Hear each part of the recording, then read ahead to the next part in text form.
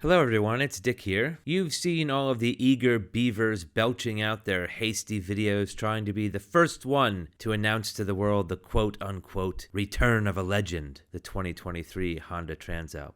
As always, these spec sheet mouth breathers will regurgitate the press pack, and whatever Honda or whatever factory they're shills for at this time wants them to tell you. And for those attempting to scrape out a living off of Google's YouTube teat, that's what they have to do to save them from getting a real job. So who am I to criticize? For the most part, I usually ignore these suckling pigs, but with the Transalp, I draw the line. How many of you YouTube factory bitch mouthpieces have ever ridden a Transalp? Further to my point, how many of you have ever owned one? Other than Pedro Mata, who fucking rides them around the world, I'd be confident in saying none of you. One YouTuber in particular, who reads spec sheets off of his phone on screen, has no idea of the decades of forward thinking that is Honda motorcycles. Illustrating this lack of awareness in a past video, this numpty said that Honda was a boring brand that never really surprises. But with whatever new bike he was reading about in the legitimate motorcycling press at the time, he said, they've made something different. Notwithstanding his disappointing lack of adjectives, he clearly has no clue about Honda, and I'd argue motorcycling in general. And of course, his biggest takeaway from the new Transalp announcement was the ability to switch off the rear ABS, so one can slide the back end. Ugh. The other natter from him and others will be the inevitable comparison with the Yamaha Tenere or T7, who has recently announced their own betrayal of the bare-bones, dirt-oriented rally-style adventure bike with, quote, more tech. Meh. Some morons will even try to compare it to the new Parallel Strom DE from Suzuki. What these plebs don't understand, and probably never will from behind their keyboards and complimentary buffet lunches, is that 1. We've had a new Transalp since 2013. It's called the CB500X, a bike that was imbued with the spirit of the Transalp from its inception. How many of those trumpet-blowing farts really celebrate the CB500X for the amazing bike it is? Very few, if any. But that is an argument for another time. 2.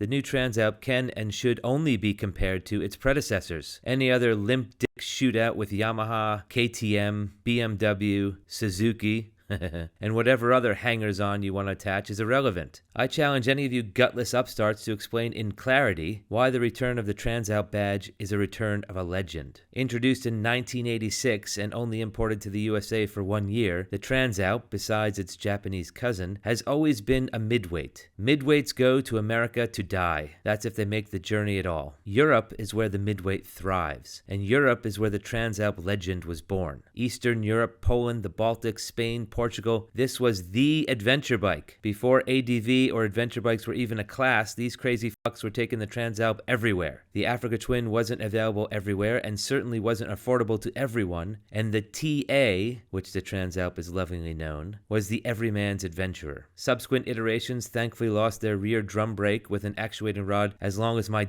leg, a bump in power from 600 to 650. Until 2007, the twins were all carbed. This last generation was built in response to stricter Euro 3 emission standards and the ever-declining market of Japanese mid-weight pseudo-adventure tourers. I've owned 3 Transalps. A North American 1989 600 I got out of Canada, a 2050th anniversary 600 in red, silver, and blue livery with gold wheels.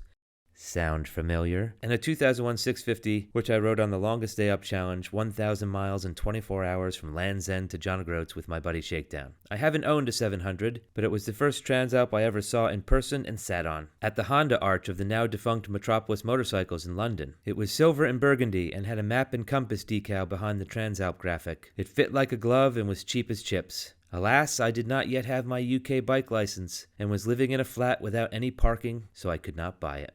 Unlike many, I have reserved my excitement for the new Transalp since whispers began 2 or more years ago. One reason being I knew it was going to be a 750 or 800 to compete with the Tenere, and the 750 and the NC 750X is a turd. Then I saw the Hornet launch and thought, maybe. Now with news of the launch, I will allow myself a dash of reserved anticipation. It looks the part, in line with CB500X design cues. I'm sure some dingleberries will point to that as a detriment to the bike, and whine about it not being a baby Africa Twin. Wah. Its road bias will probably be the second criticism, again revealing their complete lack of knowledge of the legacy of the badge. They all were. When compared to the last iteration of the TA, this new one is a dual sport. Lack of adjustment in the shocks, blah blah blah. I have bikes with adjustable shocks, ask me how many times I've adjusted them. And if one more dumb fuck complains about the lack of cruise control on a Transalp, I'll jump in the Thames. If you need to hear the specs, go ahead and read them on the Honda website, which is what I did. The numbers look good, but that means absolute shit. If you don't believe me, go ride a Triumph Tiger 900. But I digress. I'm encouraged by what I've seen of the bike while watching some videos on mute. As always, I reserve my judgment of a motorcycle until I ride it, weeks or months after the other mouth breathers get a go and contaminate the waters of perception. And until availability and pricing are announced, there is no reason or way to make a determination of whether this bike is a success. I am hesitant to be excited, but I really hope they didn't molest a legend. I have more emotional stock in this bike failing than most others. I respect Honda for its innovation and its courage for taking chances on odd choices and going off in unexpected directions, but some of those have led to dead ends. I hope this new Transalp leads us down a long, winding, bumpy road.